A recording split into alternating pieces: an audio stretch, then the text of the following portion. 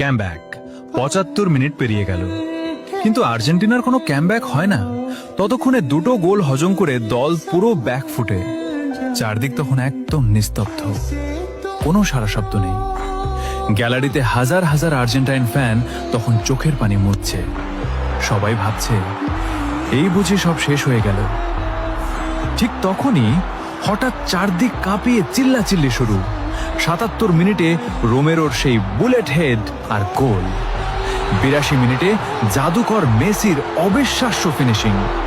আর ম্যাচের শেষ সেকেন্ডে ৯৩ মিনিটে এনসো ফার্নান্দেসের সেই মহাকাব্যিক গোল। তখন কোটি কোটি আর্জেন্টাইন ফ্যানরা আবারও কাঁদল। তবে এই কান্না কোনো কষ্টের ছিল না, এ ছিল অবিশ্বাস্য এক জয়ের কান্না। এ যেন এক মহাকাব্যিক রূপকথার কান্না। এটাই আর্জেন্টিনা। ম্যাচ শেষ হওয়ার আগে যারা